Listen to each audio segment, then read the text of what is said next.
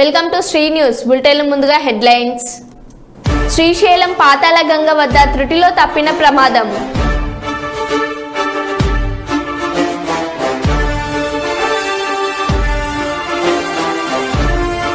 ఊరుకుంద ఈరన్నమ్మ నరసింహస్వామి ఆలయ భద్రత ఏర్పాట్లను పరిశీలించిన జిల్లా ఎస్పీ జి బిందు మాధవ్ ఐపీఎస్.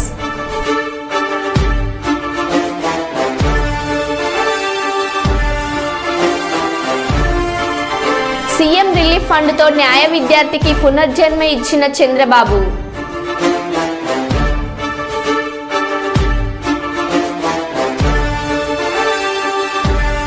నిర్భయ తరహాలో తెలంగాణలో ఘటన.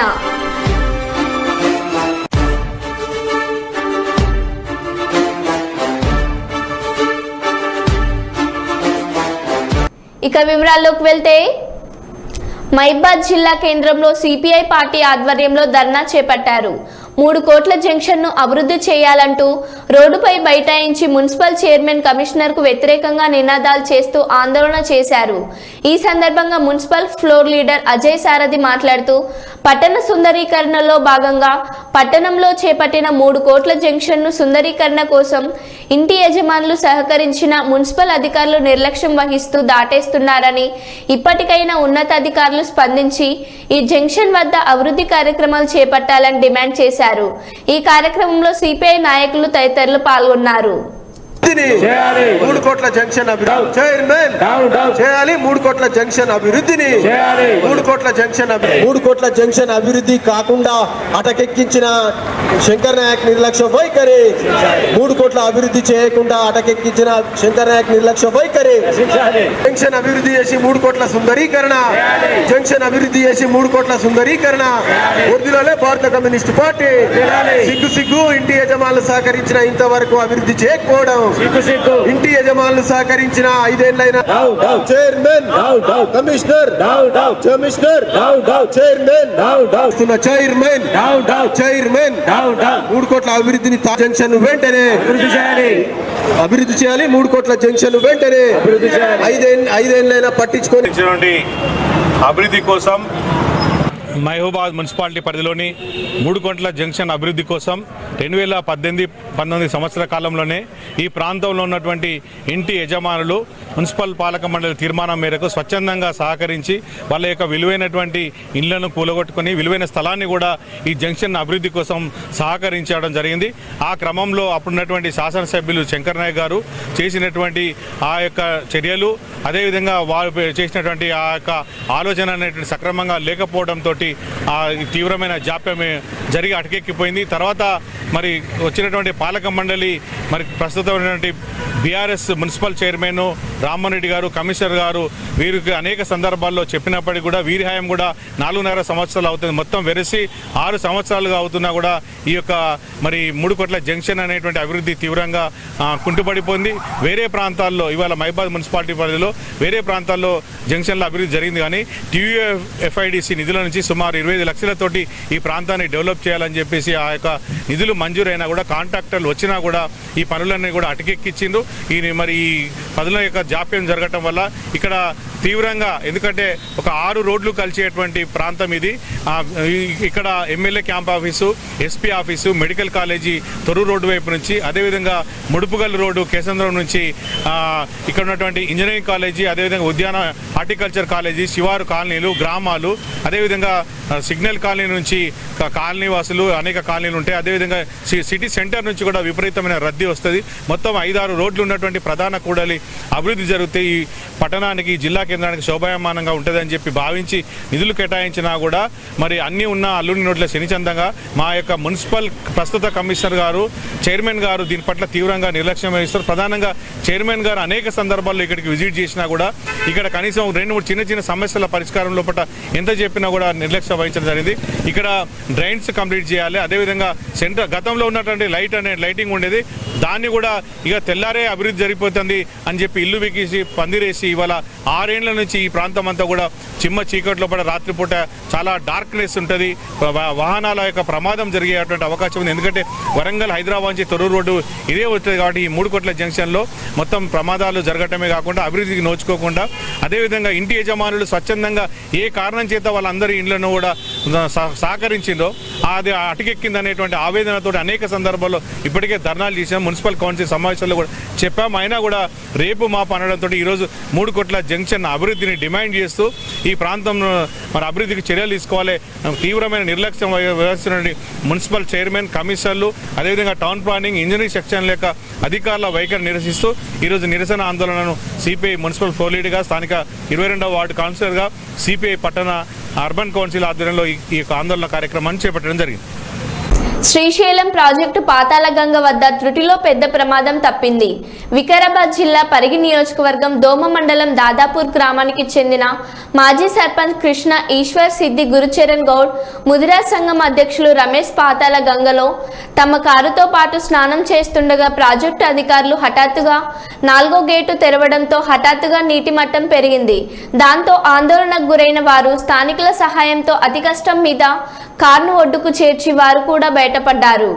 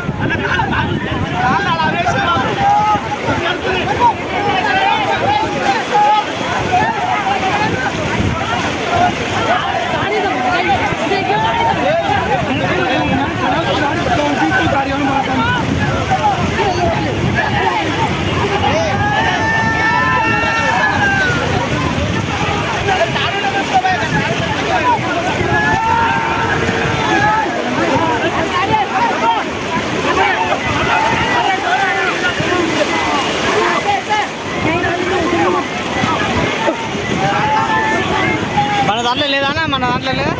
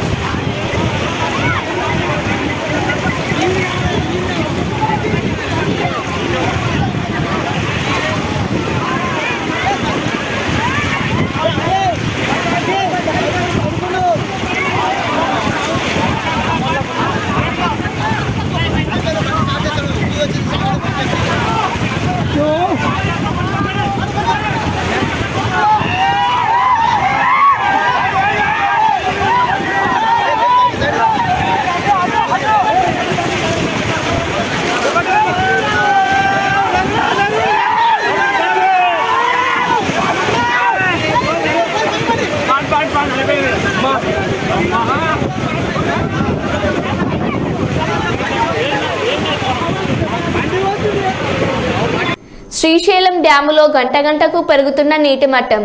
మరో 4 గేట్లు ఎత్తిన అధికారులు. 7 గేట్ల ద్వారా నీటిని దిగువకు వదులుతున్న అధికారులు. ఆగస్టు 1న శ్రీశైలానికి సీఎం చంద్రబాబు గారు కృష్ణమ్మకు జలహారతి ఇవ్వనున్న ముఖ్యమంత్రి.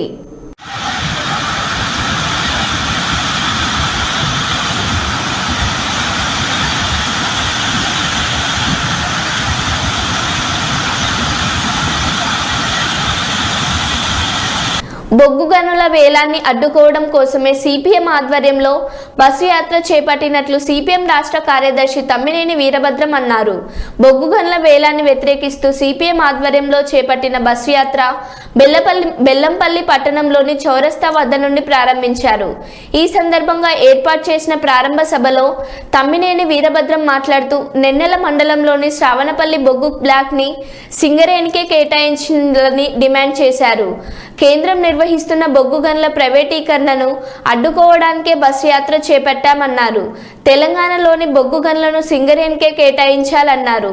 కేంద్ర ప్రభుత్వం గనుల వేలం నిర్ణయాన్ని విరమించుకోవాలన్నారు.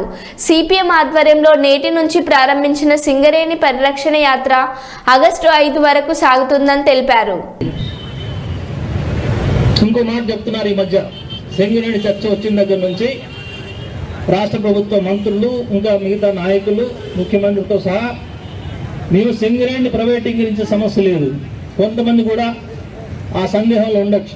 సింగరేణి ప్రైవేటీకరించట్లేదు కదా, ఒక బొగ్గు బ్లాక్ను కదా అమ్ముతున్నది. ఒక బొగ్గు బ్లాక్ని అమ్మినంత మాత్రం సింగరేణి సంస్థలు అమ్మినట్టు ఎట్లా అవుద్ది అని అనుకుంటే పొరపాటు. ఇక్కడున్న ప్రస్తుతం సింగరేణి ఆధీనంలో పనిలో ఉన్నటువంటి మైన్స్లో బొగ్గు అయిపోతుంది. మీకు విషయం తెలుసో తెలియదో, అసలు సింగరేణి పుట్టింది ఖమ్మం జిల్లాలో. ఆ ఖమ్మం జిల్లాలో బొగ్గు లేదు, ఇప్పుడు అయిపోయింది దాదాపు. ఇప్పుడు ఏమైనా ఉంటే ఈ ప్రాంతంలో ఉంది, ఈ మంచిర్యాలలో లేదా పెద్దపల్లిలో, ఈ జిల్లాల్లో ఆదిలాబాద్ దాకా ఉన్న అడవిలో ఇక్కడ బొగ్గు బ్లాక్లు ఉన్నాయి. ఈ బొగ్గు బ్లాక్లన్నిటి ప్రైవేట్కి అప్పచెప్పిన తర్వాత సింగరేణి ఇప్పుడున్న మైళ్ళతోటి బతికే సమస్య లేదు. ఇప్పుడున్న మైళ్ళు ఎంతో కాలం ఉండదు ఇంకా. అందుకే ప్రభుత్వం యొక్క కుట్ర ఏంటంటే ఇప్పుడున్న మైళ్ళు జోలికి రాదు, సింగరేణి ప్రైవేట్ వాడికి అమ్మటం అనేది డైరెక్ట్గా బేరం పెట్టదు, దీనికి మాత్రం అన్నం పెట్టదు. కోసం సిపిఎం రాష్ట్ర కమిటీ శాయశక్తుల కృషి చేస్తుందని మీ అందరికీ విజ్ఞప్తి చేస్తూ మాకు ఈ ప్రయత్నానికి మద్దతు ఇవ్వాలి.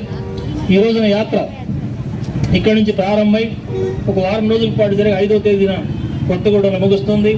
ఈ యాత్రకు మా నాయకుడు రాష్ట్ర కార్యదర్శి సభ్యుడు వీరయ్య గారు నాయకత్వం వహిస్తున్నాడు. అట్లాగే రాష్ట్ర కమిటీ సభ్యులు భూపాలు అక్షయ్ గారు ఇద్దరు సభ్యులుగా పాల్గొంటున్నారు. మధ్యలో కూడా రాష్ట్ర కేంద్ర నాయకులు కూడా హాజరవుతున్నారు. బివి రాఘవ్ గారు వస్తున్నారు. అట్లాగే కేరళ నుంచి కూడా ఓ ముఖ్యమైన నాయకుడు రాఘవన్ గారు వస్తున్నారు. ఇంకా అనేక మంది యాత్రలో పాల్గొంటారు. మధ్యలో ఈ మొత్తం యాత్రని సక్సెస్ చేసే దానికోసం ప్రజలు, కార్మికులు సహకరించాలని, ఈ యాత్రకు ప్రచారం ఇచ్చి ప్రజల్లో చైతన్యం కలిగించి దానికి తోడ్పడాలని పత్రికా బృందానికి కూడా విజ్ఞప్తి చేస్తూ నాకు అవకాశం ఇచ్చినందుకు ధన్యవాదాలు.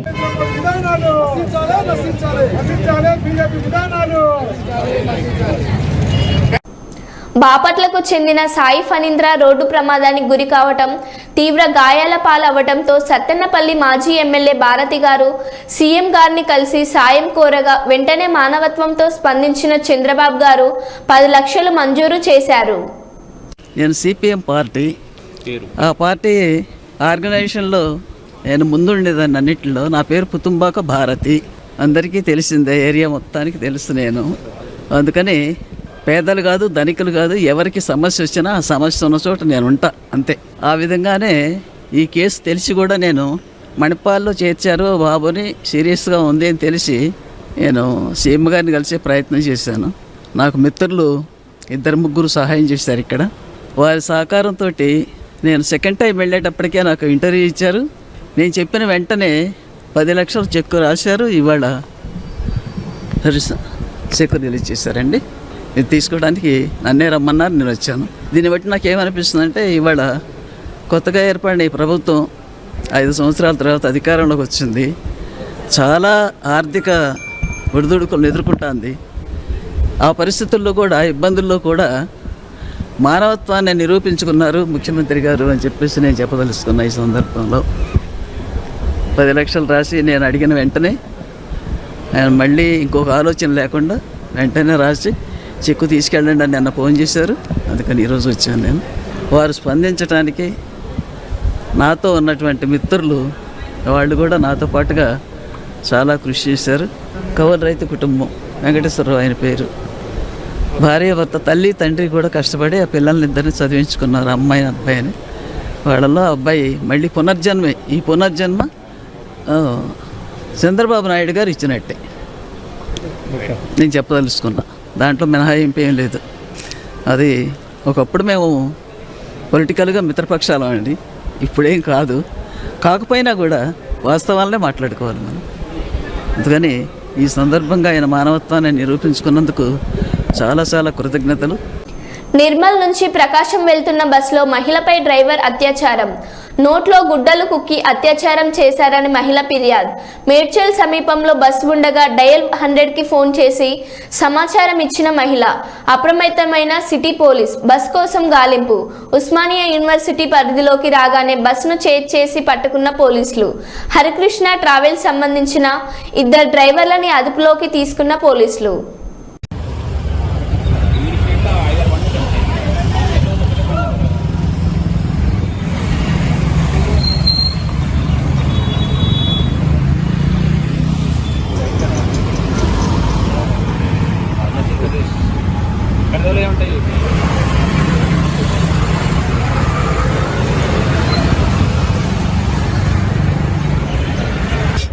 ఒక వ్యక్తి private travels bus, Harikrishna travels అనే ఒక బస్సు ఉంది. అది నిర్మల్ నుంచి పామూరు వెళ్తూ ఉంటే హైదరాబాద్ శివార్లోకి ఎంటర్ అయినాక ఒక డ్రైవరు, అదే బస్సుకు సంబంధించిన డ్రైవరు, ఒక లేడీ వివాహిత నిర్మల్ నుంచి పామూరు వెళ్తుంది.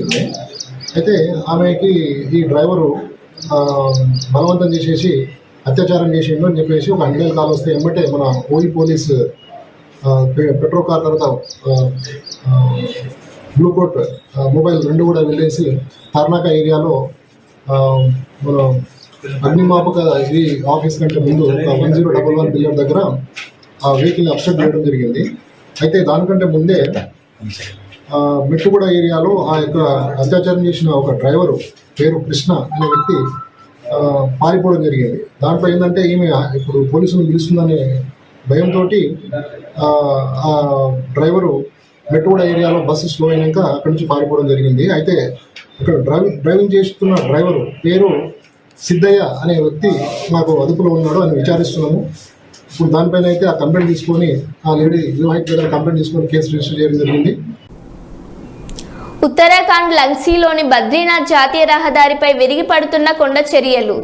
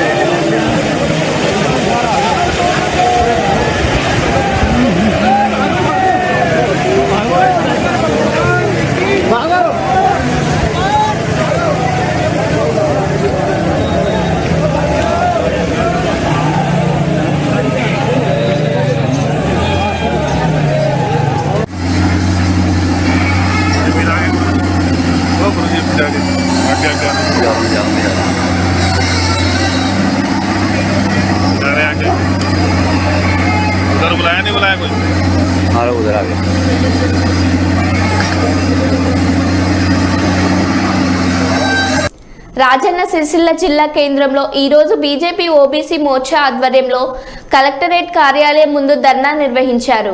ఈ సందర్భంగా వారు మాట్లాడుతూ బీసీలను విస్మరించిన కాంగ్రెస్ ప్రభుత్వం బీసీ డిక్లరేషన్ పేరుతో బీసీ సమాజాన్ని మోసం చేసిన కాంగ్రెస్ ప్రభుత్వం మొన్నటి బడ్జెట్లో 95,000 కోట్లు ప్రవేశపెట్టి ఇవాళ బీసీ మొత్తం మందిని మోసం చేసి బీసీల పొట్టను కొట్టినటువంటి రేవంత్ రెడ్డి వెంటనే 23% ఉన్న రిజర్వేషన్లను 42% పెంచాలని, బీసీ డిక్లరేషన్ ఇచ్చిన హామీలను వెంటనే అమలు చేయాలని అన్నారు. ఈ కార్యక్రమంలో ఓబీసీ మోర్చా జిల్లా అధ్యక్షులు, రాష్ట్ర కార్యవర్గ సభ్యులు, ఓబీసీ రాష్ట్ర కార్యవర్గ సభ్యులు, పార్లమెంట్ కో కన్వీనర్, మహిళా మోర్చా అధ్యక్షురాలు, బీజేపీ జిల్లా అధికార ప్రతినిధి మరియు బీజేపీ నాయకులు, కార్యకర్తలు పాల్గొన్నారు.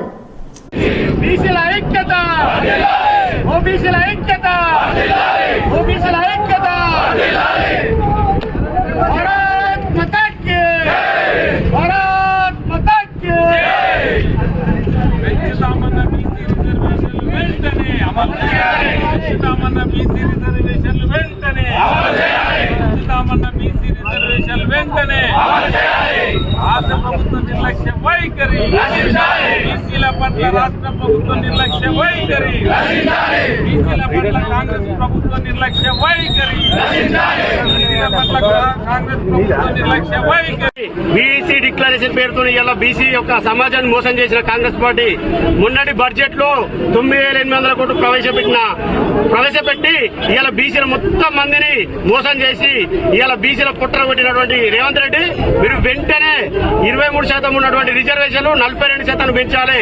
అలాగే మీరు బీసీ డిక్లరేషన్ ప్రకటించినటువంటి సంవత్సరానికి 20,000 కోట్లు, 5 సంవత్సరాలకి 1,00,000 కోట్లు ప్రవేశపెట్టి ఇవాళ హైదరాబాద్ లో జ్యోతిరావు పూలే పేరు మీద ప్రతి కార్పొరేషన్ ఏర్పడేసి ప్రతి ఒక్క కుటుంబానికి ఇవాళ బీసీ కుటుంబానికి 10 లక్షల రూపాయల ఆర్థిక సాయం అందిస్తానన్నారు.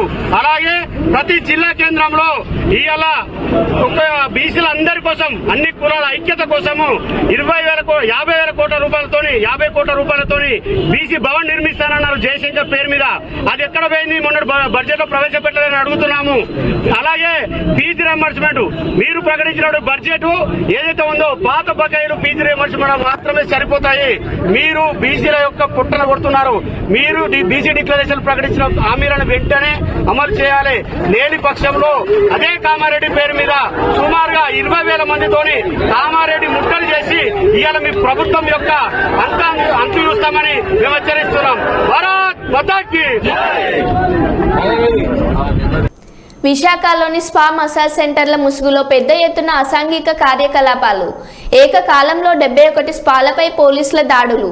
6 అమ్మాయిలు అదుపులోకి. 21 స్పాలకు నోటీసులు. నిబంధనలకు వ్యతిరేకంగా నిర్వహణపై సిపి బాగ్చి కన్నేరా.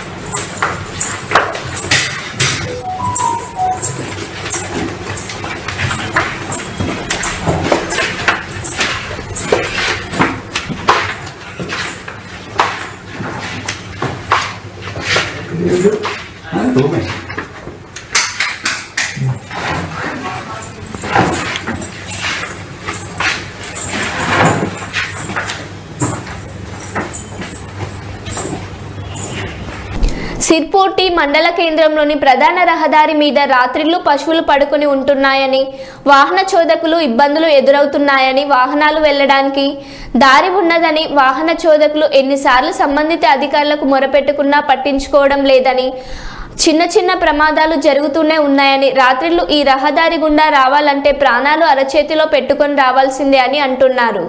ఇకనైనా పశువుల యజమానులు సంబంధిత అధికారులు స్పందించి పెద్ద ప్రమాదాలు జరగకుండా తగు చర్యలు తీసుకోవాలని కోరుతున్నారు.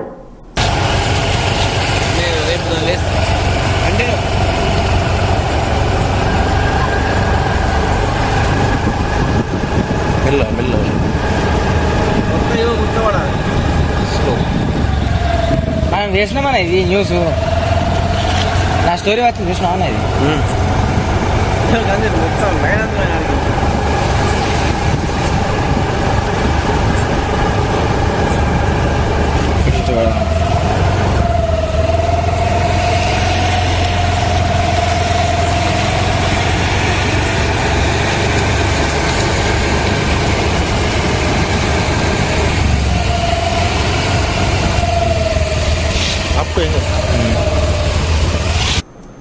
మరో బులెటిన్లో మళ్ళీ కలుద్దాం. Stay tune. శ్రీ